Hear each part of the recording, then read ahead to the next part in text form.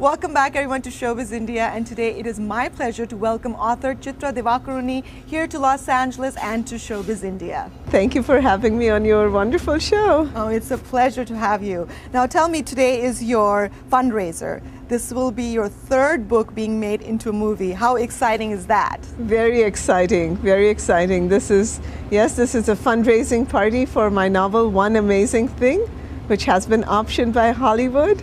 And now we're looking for investors so that we can move right ahead and make the movie. How does it feel as an author to be here with a fundraiser? It's a completely different cap you're wearing. That's right. That's right. So it'll be exciting to see how the evening turns out. I will be talking a little bit about the book and I'll be reading a little bit from it. But I'll also be looking at all the film people who are here already and all the producers and the Hollywood people, and that'll be fun to chat with them. Now you have had other books made into movies. When you're approached for that, how involved do you get into the script writing and the movie making process of it? It depends each time on what the director wants. So with Mistress of Spices, with Gurinder Chadha, I was more involved. She would call me all the time. She would say, well, we're thinking of this treatment for this scene. What do you think? We're thinking of this with this particular spice. What do you think? So, and then she came and stayed with me for a while. I was living in Northern California at the time, and she wanted to look at places where she'd do the location shooting. So we chatted a lot about her vision of the book into the movie, and it was lots of fun.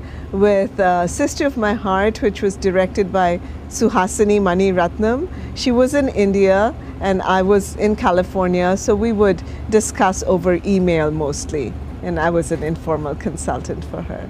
So how exciting was that when you first found out that someone wanted to make a movie out of your book? It was extremely exciting.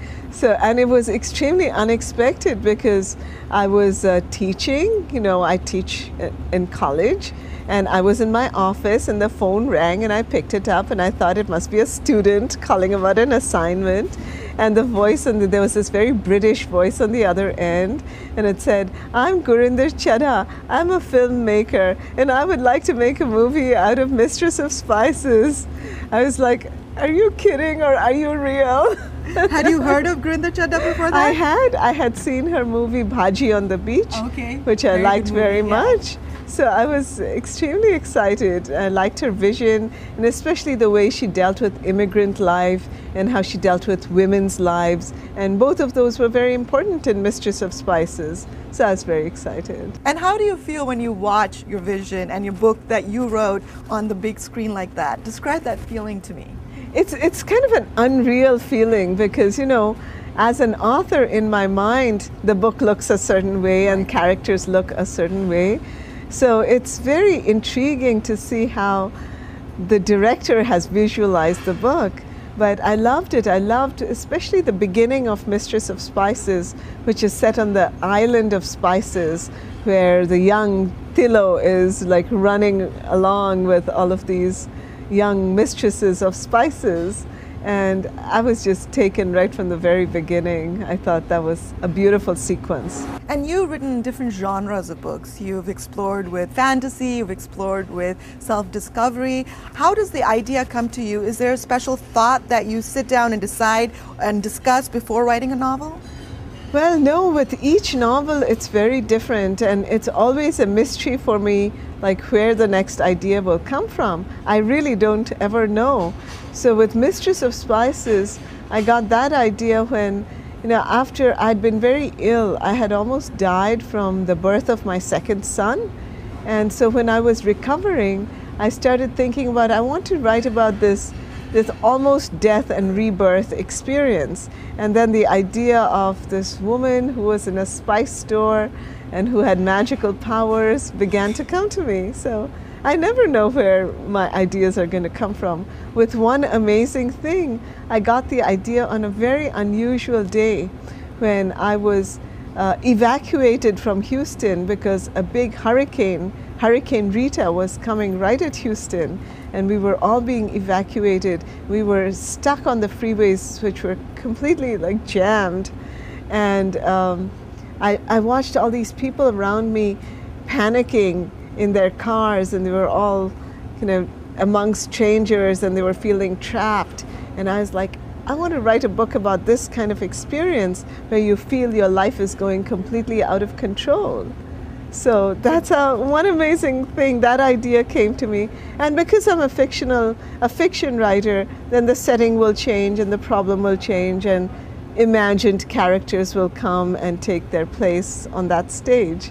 But it's always a mystery, and I'm always very grateful when I get a new idea. Now, the premise of your book is in San Francisco, am I correct? Yes, although it's not named, people who know the city will know it's San Francisco. Right. Then each one has something to contribute. That's Right. one amazing thing, right? Right. Now, Right. those ideas, that must have been quite a journey to come up with that? Yes. As you were saying, the book begins that these people, mostly strangers to each other, they're in an Indian embassy, they're in the visa office, they're getting visas because they all want to go to India. They're in the basement of this high-rise building, and this major earthquake strikes, and now they're trapped in the dark, no phones, no cell phones, and water begins to rise. And they realize that they're in fear of their lives. They might die. And so they decide that they're going to use this time to tell each other a story that they never told anyone. Okay, so now I'm faced with creating all these stories. And when I got to that point, I really didn't know. I think I knew one story. And then the other stories I had to discover as I was writing. Now, were you in San Francisco at the time when the earthquake did happen? Yes, I was there in 1989 when there was the major earthquake which damaged the bridges, which collapsed some of the freeways. So yes, I have plenty of earthquake experience. However, I do always have to do more research. And for this particular book, I had to do earthquake research on what happens to a building. Like if you're in a high rise and you're in a basement, what will actually begin to happen? What are you going to hear? What are you going to see? What's dangerous? So there's a door, the door into the room they are, it's blocked, and they're trying to open it. So I had to figure out now what would happen if you yank open a door in a building that's been struck by an earthquake. Tell me, obviously you're an avid reader. So if I were to go into your library, what kind of books would I find? Oh, you would find all kinds of books because I like reading widely.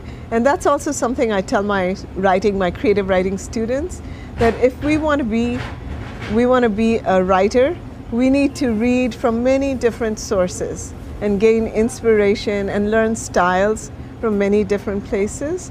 So of course, I love reading other South Asian and South Asian American writers.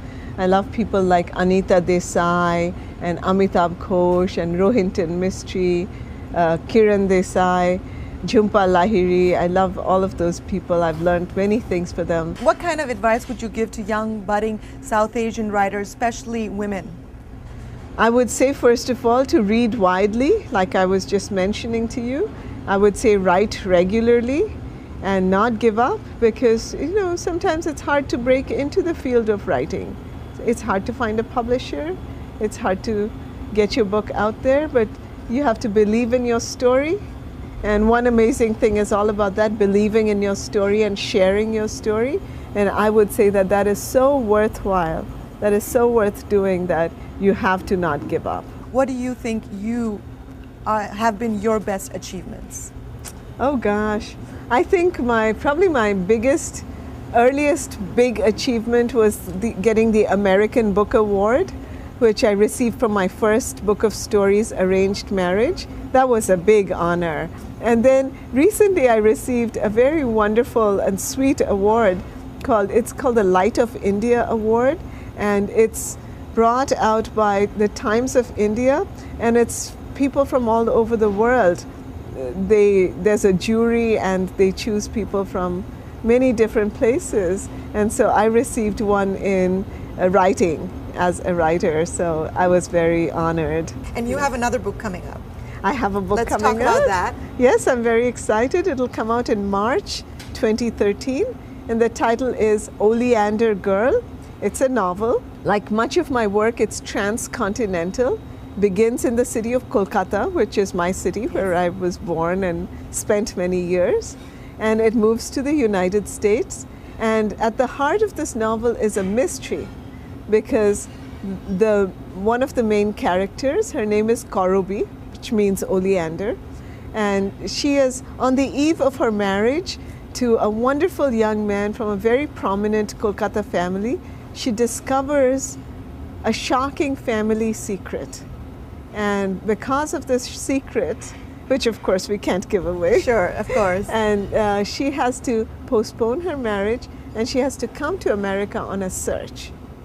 And the story is about her adventures as she searches in America in 2002, so in the wake of 9/11, and what happens to her fiancé back in Kolkata as he's trying to manage his family business and as he's trying to deal with a very persistent ex-girlfriend. And that also is in 2002, which, as you know, was the year of the Godhra riots. So there's a lot of Hindu-Muslim tension. How does it feel to be sitting here in Raleigh Studios in Hollywood? When you started your journey as a writer, did you ever expect this, and how does it feel now? I never expected this. It feels very wonderful. I'm very thankful to the universe for all these blessings, and we have a wonderful producing team for One Amazing Thing, Brad Littlefield and Anna Marie Gillen, and I'm really looking forward to where they're going to take this film. Yes, and so are we. We look forward to seeing it on the big screen very soon. Thank you so much. It's great chatting with you. We wish you continued success. I really appreciate that. Thank you.